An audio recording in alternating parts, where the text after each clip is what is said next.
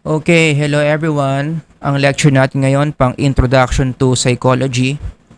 Sasagutin natin isa sa mga basic questions ng psychology kung saan ba nanggaling ang psyche. And in this lecture, magpo-provide ako ng dalawang models na sasagot sa question na yan. At dahil dalawa yan, ang isa dyan tama, ang isa mali.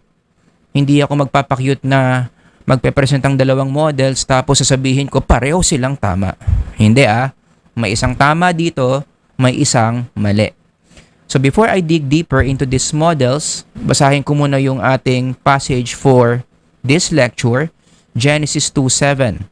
Then the Lord God formed man from the dust of the ground and breathed the breath of life into his nostrils, and the man became a living being.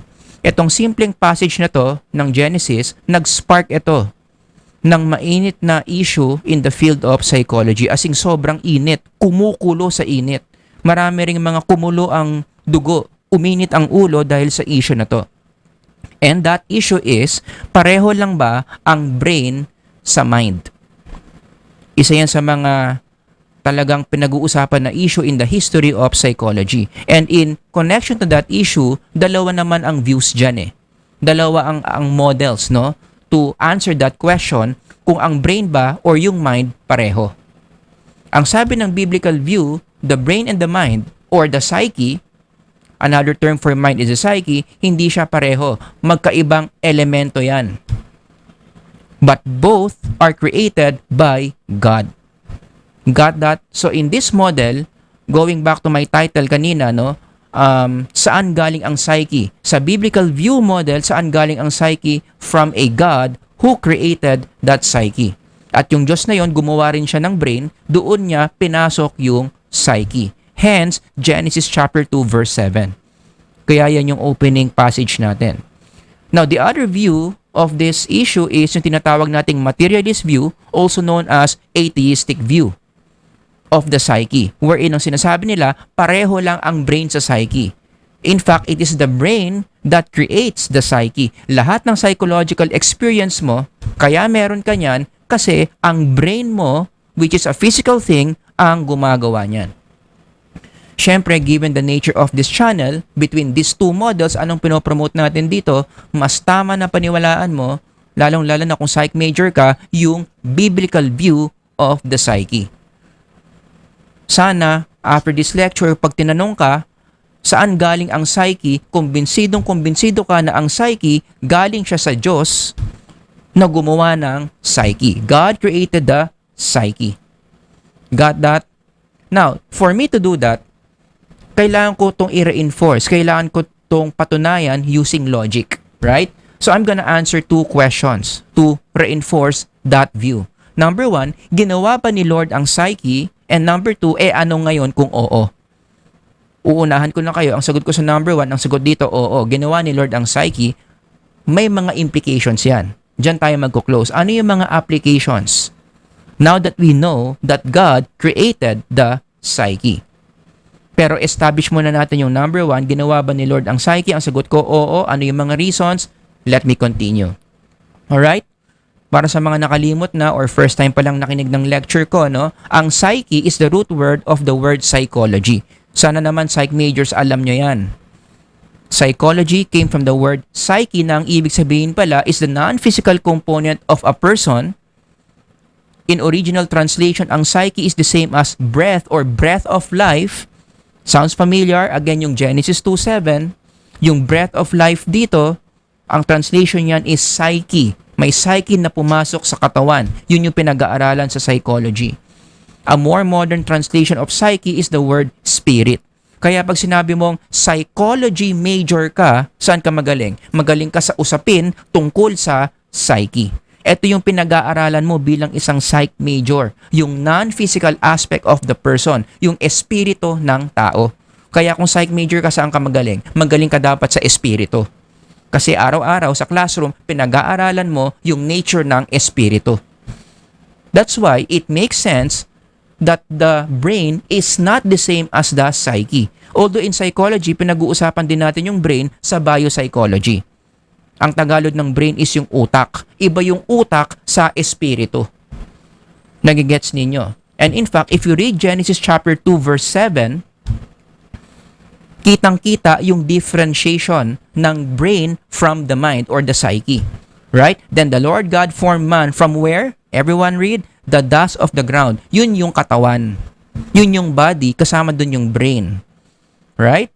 And then, ituloy mo. And He breathed into it the breath of life. Breathed the breath of life into his nostrils, and the man became a living being. Yung breath of life doon, yun na yung psyche. So yung katawan ng tao, specifically the brain, may pumasok na psyche doon, yun ngayon yung nagpa-functional doon sa katawan na ginawa ng Diyos. Kaya nga, ang tao kapag namatay physically, kasama na dyan yung brain, anong mangyayari? Ang brain, ang katawan ng tao, nagiging lupa ulit. Kasi galing tayo from the dust of the ground. Kaya tayo nililibing sa lupa kapag namatay tayo because that's where our body belongs. This is the picture of a brain that is decomposing. Ang ending niyan, pag nabulok ang brain, babalik sa lupa. Saan mapupunta yung psyche na dati-rating na sa katawang lupa? Ang sabi ni Solomon dyan, babalik sa Diyos. Then shall the dust return to the earth as it was, and the spirit and the psyche shall return unto God who gave it. Kasi in the first place, siya ang gumawa ng psyche. Kaya nga, this biblical passages talagang gives more sense. It makes more sense to believe this model of the psyche. Again, saan galing ang psyche? Ginawa ng Diyos ang psyche. Obviously, and I'm not surprised, hindi lahat ng psychologists mag-agree. Kahit sa Pilipinas, tanungin niyo yung mga teachers nyo, saan galing ang psyche, hindi lahat yan yung isasagot. In fact, mas marami mga teachers, mas marami mga psychologists ang naniniwala na ang psyche, hindi yan gawa ng Diyos. Rather, saan daw galing yan? Nandoon sila sa pangalawang model. That the psyche and the brain are the same. Kaya meron kang psyche ngayon kasi yung brain mo gumagana. Yung brain mo ang gumagawa ng psyche mo. Ang tawag dyan is the materialist view of the mind. Everybody say that, materialist view. Ang isang proponent, ang isang sumusuporta sa idea na yan, very popular si Steven Pinker, who is a psychologist himself. Kilala niyo si Steven Pinker? Asawa ni Mrs. Pinker. Joke lang, hindi ko alam kung may asawa si Steven Pinker, no? Pero yun yung sinasabi niya. Zoom in natin. Sabi niya, all our behaviors are a result of neurophysiological activity in the brain. There is no reason to believe there is any magic going on. Nagparinig pa siya yung word na magic dyan. He was referring to God. It does not make sense to believe na merong spiritual being na gumawa ng brain o nang gumawa ng psyche. Ang psyche natin nanggaling sa brain. So lahat ng psychological experience mo, sabi ni Steven Pinker, like bakit ka in love? Bakit nagre-reflect ka kung anong purpose mo sa buhay? Bakit ka merong goal sa buhay? Bakit ka nangangarap? Bakit ka nasasaktan? Bakit ka nag-iisip kung may afterlife? Lahat ng psychological experiences na yan, kaya meron ka yan, it's all because of the brain. It is reducible to brain activities. Hormones mo lang yan. Neurotransmitters mo lang yan. Parts of the brain mo lang yan. Nagsama-sama lang kasi yung mga nerves mo. May kinakain ka kasi iba't ibang mga chemicals galing sa hotdog mo. Galing sa mga corned beef na kinakain mo. Yung mga chemicals na yon nag-i-interact sa chemical ng katawan mo, nagkakaroon ka ng mga psychological experiences. Kaya ka motivated. Kaya ka may pangarap sa buhay. Kaya ka in love. Nagigets nyo? Ganon ang pananaw ng mga materialist psychologist. The psyche is simply the byproduct, the creation of the brain. In fact, nagsulat si Pinker ng libro, ang title, How the Mind Works. Yan yung pinopromote niyang model in this book. How does the mind work? Anong sagot niya dyan? Pag-aralan mo lang how the brain works and you will understand how the mind works. Because again, the psyche is just the product of the brain. Again, sabi ko kanina, syempre, hindi yan yung model na pinopromote ko. Rather, ito yung model na pinopromote natin. It makes more sense to believe that our psyche ginawa ng spiritual being who is God. Pero para maging totoo yan, para mag-work yung model na to, dapat ma-establish natin that there is a God that created the psyche in the first place. And for me to do that, para magawa ko ng maayos yan, kinakailangan pupunta ako sa philosophy, pupunta ako sa theology to further reinforce this model. So ang warning ko sa inyo, in the next few slides, sana wag kayong mawirdohan sa akin because I'm gonna share a lot of philosophical/theological ideas. Pero ano ang goal ko? Bakit ko ginagawa yon? To further reinforce this model. That it makes sense to believe that the psyche is created by the ultimate psyche who is God. So i-establish natin na meron ngang Diyos na may kakayanan na gumawa ng psyche. Merong Diyos na may kakayanan na gumawa ng brain. Nagigets nyo? Okay? Now, para magawa ko yan, let's jump to philosophy. Pwede rin to sa theology. Meron silang tinatawag na cosmological argument to prove the existence of God. Paano mo malalaman na may Diyos? Gamitin mo yung cosmological argument. Ang sabi, everything that has a beginning has a cause. The universe has a beginning. Therefore, the universe has a cause. Got that? In fact, yung cosmological argument establishes a very undeniable reality na lahat tayo mag-agree, kahit batang musmos nag-agree sa tinatawag na law of causality. Kung totoo ang cosmological argument, ibig sabihin merong law of causality, and again, lahat tayo nag-agree dyan. Walang tao akong kilala ngayon na hindi nag-agree sa law of causality. Ang sinasabi lang ng law of causality, lahat ng effect may cause. Sa Tagalog, lahat ng bunga merong sanhi. Imposible na merong effect na walang cause. Let me give some examples. Ang hamburger is an effect. Right? Hindi lang basta lumabas yung hamburger out of nowhere, may cause ang hamburger. Ano ang cause ang hamburger? Yung chef na gumawa ng hamburger. Or baka ikaw mismo ang gumawa ng hamburger kasi nagugutom ka, meron ka namang ingredients sa ref mo, kinuha mo yung mga ingredients na yun, ginawa mong hamburger. So ano ang cause? Ikaw. Ano ang effect? Yung hamburger. Yung mga nanonood ng lecture na to using their laptops, you all know, you will all agree na yung laptop nyo may cause yan. Imposibleng ang laptop nyo isang araw, out of nowhere, bigla na lang lumabas sa kusina ninyo. May laptop ka na. Yung laptop mo, kaya ka nagkaroon ng laptop, binili mo yan sa isang shop. At yung shop na yon, kinuha niya yung laptop na yon sa isang pabrika ng mga laptop.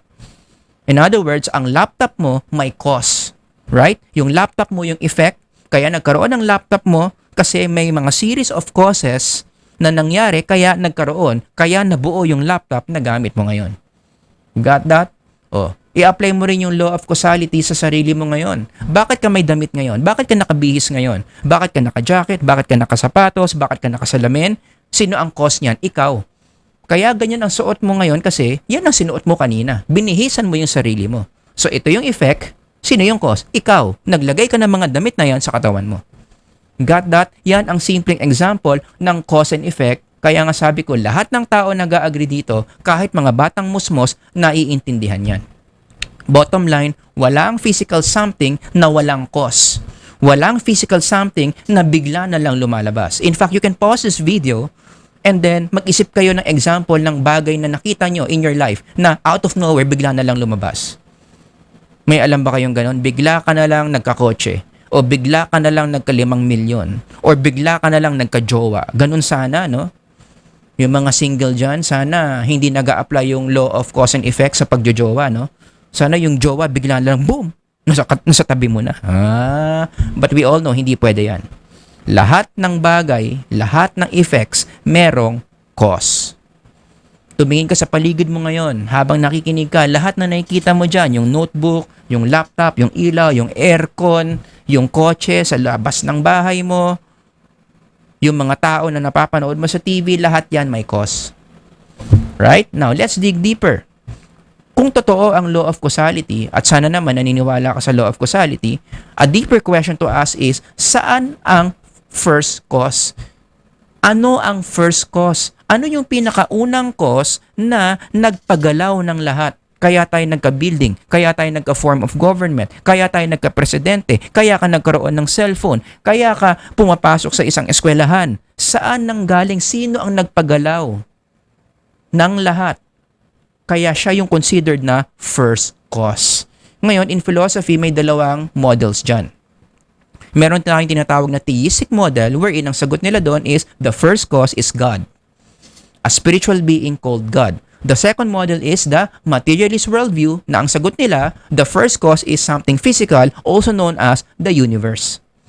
Kaya dito nanggaling yung mga tao na gumagamit ng term na universe eh. Alam mo siguro, pinagtagpo tayo ng universe. Yeah, may narinig naman kayong ganon. Siguro ayaw ng universe na magka-love life ako. Hindi mo na ako tutuloy sa party ngayon because the universe is telling me to just stay at home. Yon. Kasi for them, ang ultimate cause of everything is the universe. Now, which makes more sense to believe? When it comes to the first cause, ang unang cause ba is a spiritual being or ang unang cause ba is a physical thing? Siyempre, ang ipopromote ko, yung una. Right?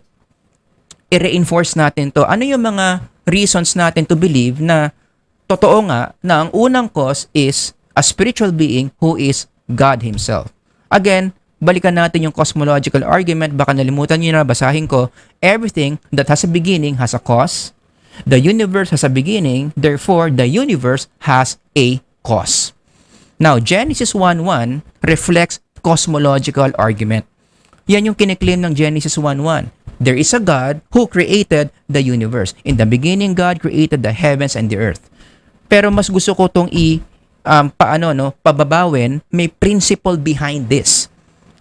Kasi yun yung i-zoom in ko mamaya, the principle behind this. Ano ang sinasabi ng Genesis 1:1? Ang sinasabi ng Genesis 1:1 is, it is possible that something or someone non-physical who is God has the capacity to create something physical, such as the heavens and the earth.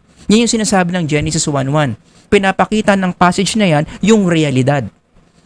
That in reality, spiritual beings can create physical things. God can create physical things. Got that? The non-physical can lead to physical things. Kaya ginamit din ni Thomas Aquinas yan in arguing that there is God. Kailan niyo si Thomas Aquinas? Asawa ni Mrs. Aquinas. Siyempre joke lang yun, no? Pero yun yung sinabi ni Thomas Aquinas that God is the first cause. He is the first mover of everything. Nagigets nyo? So, yan yung principle na dapat yung tandaan. The non-physical, the spiritual, can create something physical. O ngayon, I'm sure mga nakataas na ang kilay nyo ngayon, akala ko ba, introduction to psychology to, nasaan ang psychology? Parang ang layo-layo na natin. Mga 253 kilometers na from psychology. Does that make sense? So, ito na, a-apply na natin sa psychology. That's why, given this principle, the non-physical leads to physical, nag-a-apply din yan in our field. If you apply this principle, then it follows, it makes sense to believe that God created the first brain. And that God created the psyche na pumasok doon sa brain or sa human body that made it alive. Does that make sense? Kaya itong model na to, it's very in line with the cosmological argument. It makes sense. Merong logical evidence na itong model na to really works. Pero let's dig in. Mas palalimin natin yung discussion natin. Doon tayo sa non-physical leading to physical. Is it reasonable to believe na talagang nangyayari yan? By reasonable, I mean, ito ba nagre-reflect talaga sa reality? Nararanasan ba talaga natin na ang non-physical can lead to something physical? Ang sagot ko, oo. And what will support this are two key principles. These two key principles support the idea that the non-physical can create something physical. Principle number 1, all physical entities have a beginning. Lahat ng physical entities merong pinagmulan. Balikan ko yung mga examples ko kanina. Ang hamburger na hawak mo ngayon may pinagmulan yan. Ang laptop na ginagamit mo ngayon may pinagmulan yan. Yung damit na meron ka ngayon may pinagmulan yan. Because all of these are physical entities, it requires a beginning. Walang physical entity ang bigla na lang lumitaw out of nowhere. Kasama na rin dyan, isama ko na rin dyan, yung tinatawag nilang universe. Universe is a physical entity. Kasi ang universe, nasa-sense natin yan using our 5 senses, di ba? Nakakarinig tayo ng mga cosmic noises, nakakita tayo ng mga heavenly bodies, nakakita tayo ng planeta, nakakita tayo ng mga buwan, nakakita tayo ng mga galaxy, so on and so forth. So, the universe is physical in nature. And if the universe is physical in nature and we apply principle number 1, anong ibig sabihin yan? Then the universe has a beginning. The universe is not eternal. Mali yung idea na eternal ang universe, kaya may malaking X dyan. Mali. Believe it or not, there are some people who used to believe that the universe is eternal. Lagi raw nandyan yung universe. Simula't simula pa lang daw may universe na. Kaya na-equate yung universe sa Diyos. Because one of the qualities of God is eternality, right? So pag sinabi mong the universe is eternal, it's like you are equating the universe to God. Kaya may mga tao na naniniwala na ang universe at ang God pareho. Ang Diyos nila yung universe, which is again mali because universe is something physical. God is non-physical. In fact, ako lang ba nagsabi na ang universe hindi eternal, na ang universe has a beginning? Hindi. Yung Michael Jordan ng astronomy, si Stephen Hawking, yan, na pumanaw na, pero isa to sa pinakamalulupit na na scientist, siya mismo nagsabi na ang universe has a beginning based on the evidences that they have. Mathematical, empirical, whatever evidences, ang conclusion, ang universe once upon a time did not exist, and then once upon a time, it existed. Merong pinagmulan ang universe, it's not eternal. Principle number 2, all physical entities or elements that had a beginning cannot cause itself. Hindi pwedeng ang isang physical thing, gagawa siya ng eksaktong kapareho niya. One good example, let's say, is a cellphone. Ilabas ang mga cellphone, ilagay nyo to sa isang shoebox. Kunin nyo ang shoebox, ilagay mo tong cellphone sa loob ng shoebox, mag-antay ka ng 10 years. Sureball ako, papaputol ko 10 daliri ko. Pagbukas mo niyan after 10 years, isang cellphone lang ang nandyan. Siyempre, provided walang gumalaw, no? Baka gusto nyo lang maputol yung daliri ko, no? Walang gumalaw, 10 years, ilagay mo tong cellphone sa loob ng shoebox, after 10 years, isa pa rin yung cellphone na yan because this cellphone cannot cause another cellphone. Nagigets nyo? Sabi nga ng isang author, no, na nabasa ko, if nature had a beginning, then the cause can't be something natural because nature didn't exist. Nature was the effect, so it can't be the cause. The cause must be something beyond nature or supernatural. Hindi kayang gumawa ng isang physical entity ng isa pang physical entity. Nagigets nyo? Or if I'm gonna paraphrase this, ang sinasabi lang ng author dito, may supernatural or non-physical being na gumawa ng unang physical thing. If you go back in the history of the world, saan nanggaling ang unang physical thing? Imposibleng physical thing din. Merong isang divine being, may isang supernatural being, siya yung unang gumawa o siya yung gumawa ng unang physical thing sa mundo. Exactly what Genesis 1:1 is claiming. Ano ang physical things na nakikita nyo dito? The heavens and the earth. Saan nanggaling yan? From someone non-physical, from someone spiritual. Ganon din yung claim ng Genesis 2:7. Ano yung mga physical things na nakikita nyo dito? Yung katawan ng tao. Saan nanggaling ang unang katawan ng tao? From someone who is non-physical, who is God Himself. Now, yung mga pilosopo dyan, sasabihin, sa Genesis lang ba nangyayari yung ganyang principle that the non-physical can lead to something physical? Ang sagot ko, hindi. In fact, we experience this in our everyday life. The best example to show that the non-physical can lead to something physical is, saan kayo pupunta? Pumunta kayo sa isang bookstore. Sinong may alam na may bookstore? Yan. Punta kayo sa isang bookstore, kitang-kita nyo yung framework na to. The non-physical leads to the physical. Nasaan yung physical? Di yung mga libro. Halimbawa, yung isang libro sa psychology. This is the textbook of psychology. Now, this textbook, physical yan. Nahahawakan mo yan, naamoy mo yan. Pag wala ka na makain, pwede kang pumunit ng page dyan, kainin mo. Diba? Because the textbook is physical. Pero ang tanong, yung physical textbook na yan, saan galing yan? Nanggaling yan sa non-physical. Merong isang mind ang nag-cause ng isang textbook. Got that? So ano ang cause? Yung mind. Ano yung effect? Yung textbook. Yung mind is non-physical, yung book is physical. So the non-physical can create something physical. Now, many years ago, nung tinuro ko to, may isang estudyante na pilosopo. No? Hindi siya naniniwala na ang non-physical can create something physical. Sabi niya, bakit sir? Meron ka bang kakilalang author na nung sinulat niya yung libro, wala siyang brain? Pilosopo, but it makes sense. Oo nga naman. Lahat naman ako sure na lahat ng author na sumulat ng isang libro habang sinusulat nila yan, meron silang brain. Therefore, it makes sense to believe that it's their brain that is writing the book. Walang mind. Yung brain ang nag-write ng book. Got that? Well, ano ang pang-counter dyan? Kapag pinaniwalaan mo kasi yan na ang brain daw ang nagsusulat ng libro, then you are assuming na ang cognitive process, yung pag-iisip ng tao, meron lang yan kapag may brain. Which is in contrary to what modern research is now showing. Kasi marami na tayong mga researches ngayon na nagpapakita na posible na merong thinking process kahit patay na yung brain.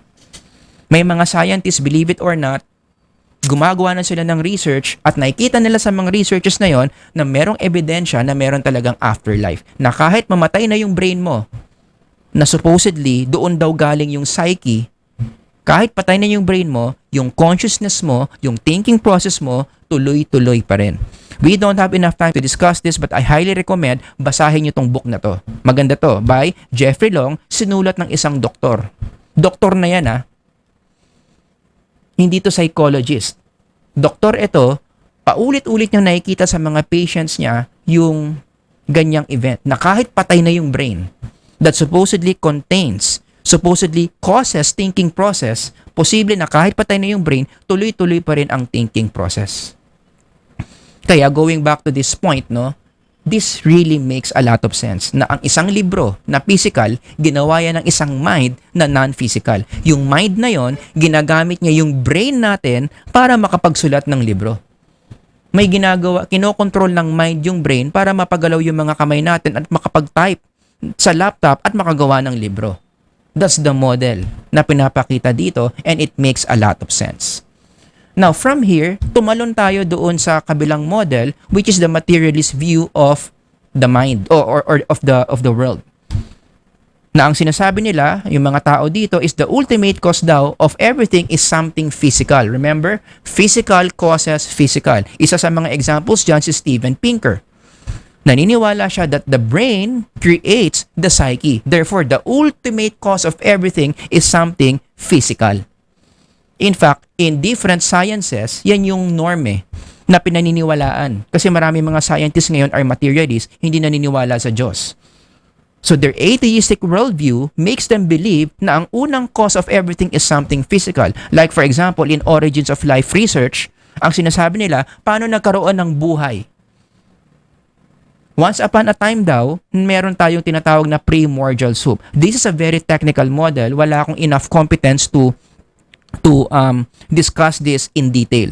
Pero i-describe ko lang ngayon what I generally know about the primordial soup. So once upon a time daw, merong mga basic physical elements ang nag-e-exist na. Let me repeat, physical elements. May mga protons na raw, may mga electrons na raw, meron na raw tubig, meron ng lightning, and then billions of years are passing.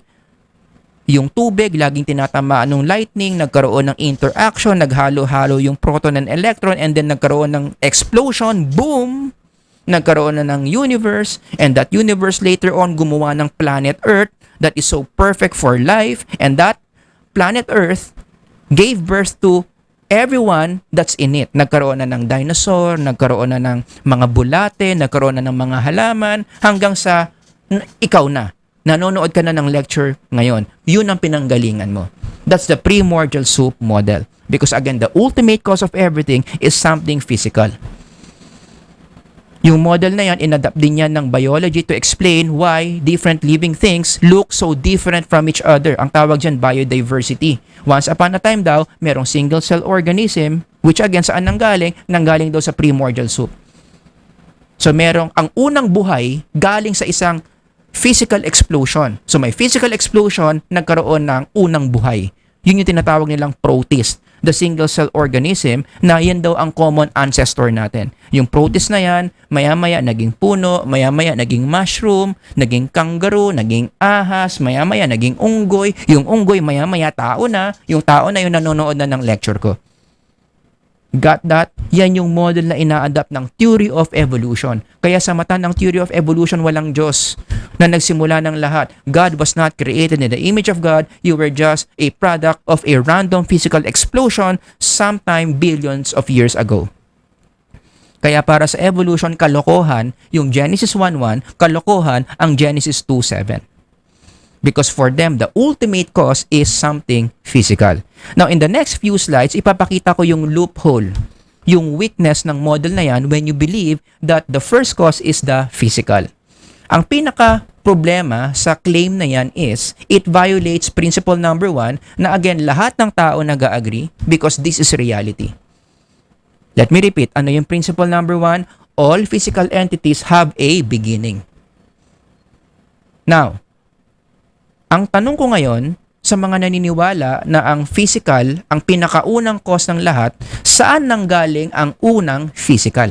If physical is the ultimate beginning of everything, it's the ultimate cause, saan galing ang unang physical? Bumalik tayo doon sa mga examples nila kanina sa primordial soup. Saan nanggaling yung mga physical elements na sinasabi nilang nag-exist na before? Saan nanggaling yung mga protons, yung mga electrons, saan nanggaling yung tubig, saan nanggaling yung lightning in the first place, which is again a physical thing? Where did that come from?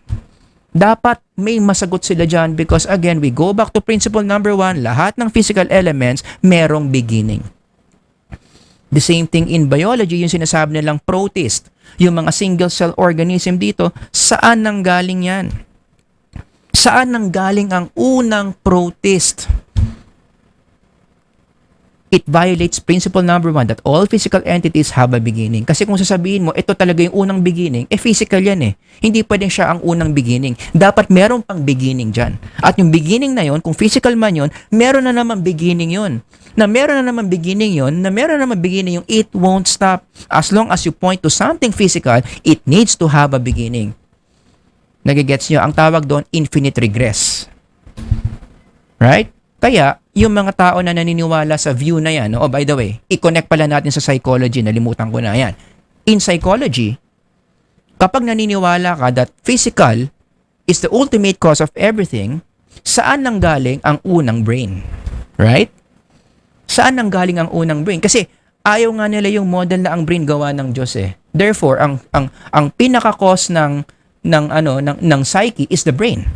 The psyche is not created by God but by the brain. So my question now is saan galing ang unang brain? Ang pangka-counter nila dyan, para sa mga naiipit sa argument na yan, kasi kailangan magkaroon ka na naman ng physical dito eh. Remember, it has to have a beginning because this is something physical. So ang unang brain ang galing sa mga physical elements na to. Saan ang galing yung mga physical elements na to na gumawa ng brain? At yung mga physical elements na yan na gumawa ng brain, saan ang galing yung mga physical elements na yan? Sasabihin mo na naman sa mga isa na namang mga physical elements, it won't stop. Again, ang tawag dyan, infinite regress. At para sa mga naiipit na, ang sagot nila dyan, well, bigla na lang lumabas yung unang physical. Siguro in the past, bigla na lang lumabas yung unang brain. Hindi Diyos ang gumawa ng unang brain, no? Hindi Diyos ang gumawa ng psyche na pumasok sa brain. Ang brain in the first place, bigla na lang lumabas yan, out of nowhere. Sounds familiar? In fact, merong isang popular scientist nagsulat ng libro to defend that framework. That something can come out of nothing. Ang title ng libro niya, A Universe from Nothing by Lawrence Krauss. Yan yung sinasabi niya sa libro niya, na ang universe natin yon, the physical universe, came from, guess where? Nothing. To explain away the idea that the universe is created by a spiritual God, ang pinili ni Lawrence Krauss, imbis na Diyos, sabihin natin, nothing ang nag-create sa universe. Wala, bigla na lang nagkaroon ng universe. And again, title pa lang niya, A Universe from Nothing already violates principle number 1, that all physical entities have a beginning. Physical nga yung universe, di ba? Therefore, it needs to have a beginning, and a beginning cannot be nothing.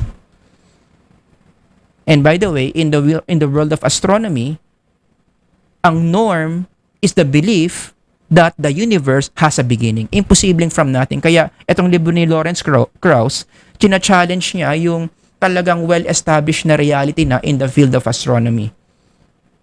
In the field of cosmology. Like ang Michael Jordan ng cosmology, si Alexander Vilenkin. One of the greatest yan.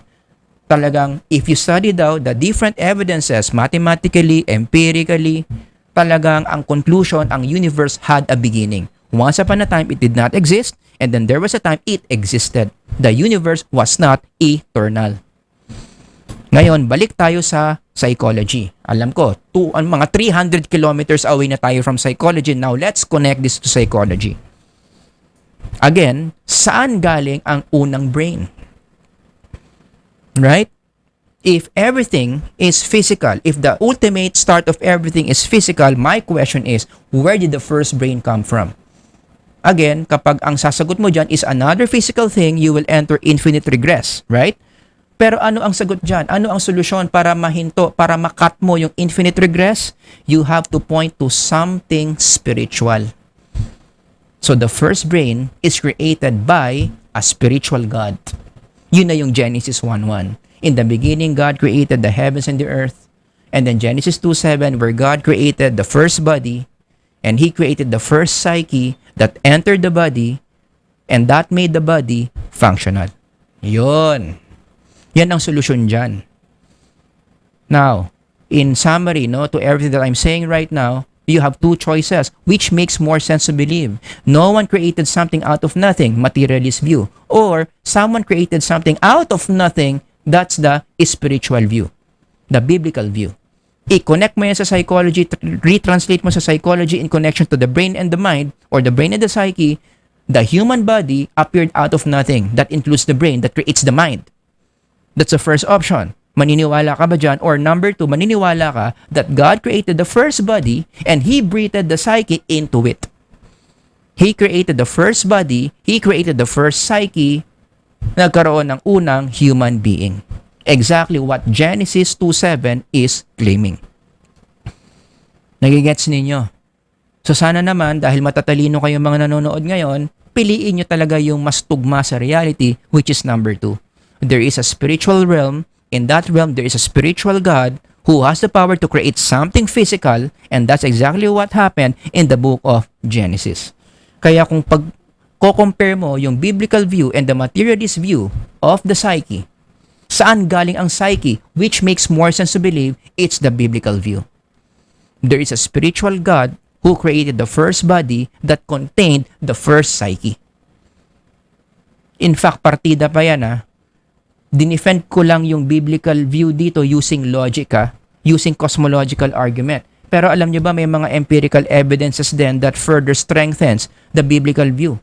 Partida, hindi ko pa diniscuss yung near-death experiences, placebo effects, out-of-the-body experiences, terminal lucidity, the consciousness puzzle. Ang consciousness puzzle, ang ibig sabihin lang yan, hindi mo maiispatan sa brain nasaan ang consciousness. Kahit halughugin mo yung iba't ibang kanto ng brain, hindi mo makikita nasaan yung consciousness ng tao. Which tells you that the consciousness is outside the brain or is different from the brain. The consciousness controls the brain. Nagigets nyo? Ang dami mga pag-aaral dito na empirical that again further reinforce, sinusuportahan yung biblical view. That the brain is not the mind. There are two different things created by a spiritual God. Got that? Gagawa na lang siguro natin to ng ibang mga lectures in the future. So, punta tayo sa slide na to. Balikan natin. Ginawa ba ni Lord ang psyche? Ang sagot ko, yes. Now, let's go to number 2. Ano ngayon? Kung oo. Ano ngayon ang applications that we need to do now that na-establish na natin that our psyche was created by God? Let me share with you 5 applications. Number 1, because our psyche is created by God, no? Ang unang application dyan is you need to worship your cause. Who is God? In fact, ito ang susi papunta sa magandang mental health. Ang psyche kasi natin parang cellphone. Ang cellphone natin nagiging functional ito kapag malapit siya sa source ng signal. Nakakapag-text ka, nakakapag-internet ka, nakakatawag ka, kasi malapit siya sa source ng signal. Pero pumunta ka sa ibang lugar, sa malayong lugar, malayo sa source ng signal, punta ka sa isang gubat na ikaw lang ang naroon. 'Di ba? Yung phone mo magiging walang silbi kasi wala siyang ma-sense na signal. Ganun din sa mental health natin. If you want to experience the best of our psyche, the best of our mental health, what do? We need to be closer and closer to our Creator. Baka sabihin nyo, Bible study naman ako dito. This is proven empirically. Paulit-ulit na in researches na ipakita that when people are close to God, intimate with God, lagi nilang kinakausap si Lord. Best friend nila si Lord. Lagi nilang kinakausap si Lord through prayer. Lagi silang nag-worship kay Lord through the churches. Mas gumaganda ang well-being.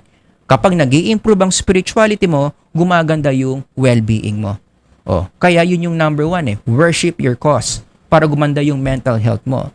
Number 2, if our psyche is created by God, then it means that life has a purpose. We need to know and live God's purpose. Diyan mali ang popular culture.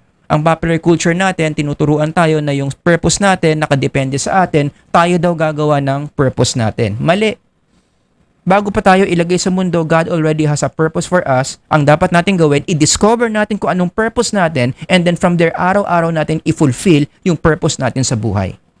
Whether that's teaching, whether that's in the field of sports, whether that's business, lahat ng tao may purpose. Ang common purpose ng tao is to glorify God. Right? Iba-iba lang yung ways on how to glorify God. Yun yung dapat nating hanapin. What is it that God wants us to do for us to glorify His name? And in fact, speaking of life purpose, isa na namang way yan para gumanda ang mental health ng tao. Yan yung sinasabi ng article na to. The more you live your purpose, the more you do things in accordance to your purpose, in accordance to your life mission, mas gumaganda ang mental health mo. So gawin mo yung numbers 1 and 2. Worship God, and then do your purpose every day. Sure ball, gaganda ang mental health mo. Number 3, another thing we can do if our psyche is created by God, it means we need to prepare for eternity. Kasi ang buhay ng tao hindi natatapos sa mundo. Kapag namatay tayo, ang katawan natin babalik sa lupa, pero ang espiritu natin, yung psyche natin, will still live dahil totoo na merong afterlife. Life does not end on earth. Sabihin nyo na naman, base na naman yan sa Biblia mo. Hindi yan base sa Biblia ko, although sinasabi rin yan ng Bible, pero may mga empirical evidences na that show na talagang merong afterlife. I highly recommend you read the following books written by doctors themselves. Bakit ko ine-emphasize na itong mga to sinulat ng mga doctors? Kasi marami mga doctors, mga materialist, hindi naniniwala sa Diyos. But they cannot deny what they are observing in their everyday professional lives. Marami na silang mga patients na na-encounter na talagang yun ang experience Wala ng heartbeat, wala ng brain, pero nakakakita pa sila. Naririnig nila yung mga pinag-uusapan ng mga tao sa paligid. Nakikita nila yung katawan nila nandoon sa ER, sini-CPR ng doktor. Buhay sila spiritually kahit patay yung katawan nila. Does that make sense? Etong mga doctors na to, hindi na nila matiis. Sa dami ng mga ganong cases nila, we have to study this scientifically. And these books explain how this phenomenon is being studied scientifically. Pero ang bottom line, maraming tayong evidence sa talagang grabe. Totoo talagang merong afterlife, our spirit lives on even after our body dies. Kung gusto niyo ng journal article that talks about that, ito ang basahin niyo. Written by Sam Parnia, also another researcher na doktor to, na nagre-research tungkol sa near-death experiences. Yan, basahin niyo yan. Next, number 4, if our psyche is created by God, then that means we need to learn from the Bible mental health principles. The popular culture today, demonize yung Bible. Di ba? Pinagtatawanan yung mga tao nagbabasa ng Bible, ina-apply sinasabi ng Bible. But to tell you the truth, ang Bible is our way to mental health. Kung gusto natin gumanda ang mental health natin, may mga principles on mental health na tinuturo sa Bible. And I'm not surprised. You know why? Because the Bible is the user manual of the psyche na sinulat nino ng gumawa ng psyche. Make sense? Sino bang gagawa ng isang user manual ng isang bagay? Di yung gumawa ng bagay na yon, sinong gagawa ng user manual ng telepono mo? User manual ng TV mo? User manual ng radyo mo? Sino? Di yung gumawa ng TV, radyo at ng cellphone mo, kung sino man yon.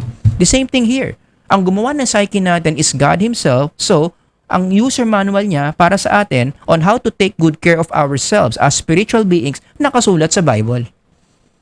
And if you read the entire Bible, almost all the basic things you have to know about your spiritual nature nandoon If there is one book on earth na talagang ang dami niyang sinasabi about the psyche, lalong-lalo na psych majors. Sabi ko nga, psychology came from the word psyche, which means spirit. Ang Biblia dapat binabasa ng mga psych majors to. Because the basic things that we have to know about the psyche, about the spirit, is written in the Bible. Ano ang origin ng psyche? Ano ang common problems ng psyche? Ano ang mga potentials ng psyche? Paano alagaan ang psyche? Paano maka-achieve ng perfect state ang psyche? It's all written in God's Word because again, this is what? God's user manual for us. Kaya pala, in connection to this, no, nakita rin sa mga pag-aaral na ang mga tao kapag nagbabasa ng Bible at ina-apply yung mga nababasa nila sa Bible sa mga buhay nila, studies show, this article shows, na maganda pala sa mental health yan. Nagkakaroon tayo ng sense of hope, nagagamit natin yung Bible as a coping resource. Nagiging effective tayo in facing the challenges kapag ginagamitan natin ng mga biblical principles yung mga problema natin kinakaharap. Because again, the principles written in God's Word was written by the creator of our psyche himself, who is God. And last one, number 5, another application, if our psyche is created by God, then you should change the way you see yourself and other people. Actually, you have two options, no? Again, paano mo titignan yung sarili mo? Option 1, you look at yourself based on Genesis 1:27. You are created in the image of God. Kapag yan yung starting point mo sa self-identity mo, no? Generally, positive yan. Kasi, if you see yourself being created in the image of God, it means what? You are more likely to see yourself as someone who is loved. Because God is a loving God. Right? You will see yourself as someone who has a purpose. Sinabi na natin kanina yan. Ang Diyos hindi maglalagay ng tao sa mundo ng walang purpose. You are highly valued. Kaya all over the world, universally, merong mga batas. Bakit may mga batas ang tao? To protect the inherent value that we have because we are created by a highly valuable God. And of course, kung naniniwala ka that you are created in the image of God, then you have hope. Na kapag namatay ang katawan mo, you are going to continue to exist in the afterlife because you have an eternal home to go to. Nagigets nyo? Ikumpara mo naman yan kung ang view mo sa sarili mo is the materialist view. Naniniwala ka that you are just your brain. Yung psyche mo galing sa brain. No brain, no more psyche. Ano ngayon ang mga implication yan? Kung ganyan ang pananaw mo sa sarili mo, kabaliktaran. 'Di ba? Mababa ang value mo kasi brain ka lang eh. You are no different than other physical things in the world. Kasi you're just entirely physical. Wala kang pinagkaiba sa papel. Wala kang pinagkaiba sa basura. Wala kang pinagkaiba sa tsinelas. Because pareho kayong physical elements lang. You are not special. You are as good as disposable. And in the future, when you die, you just become food for the worms. Alin dyan ang mas maganda sa mental health? Tingin nyo. Na kapag ito yung pinaniwalaan mo, mag-i-improve mental health mo, obviously, this one. If you see yourself being created in the image of God. So my conclusion is, this worldview, the biblical worldview, saan galing ang psyche? Anong sagot? God created the first psyche. God created the first brain na kung saan pumasok yung psyche. This makes more sense. At the same time, this is the truth. Na sana paniwalaan, lalo na ng mga psych majors. Remember, you are psych majors, you study the psyche. This is one of the most basic truths na dapat alam nyo as a psych major. Kung saan galing ang psyche. God created the first psyche. God created the first brain. Got that? So yan yung maikli nating lecture on this topic, saan galing ang psyche. Sana nakatulong to in deepening your understanding on psychology. Sir Howard here. Hanggang sa susunod na lecture. God bless everyone. Bye-bye.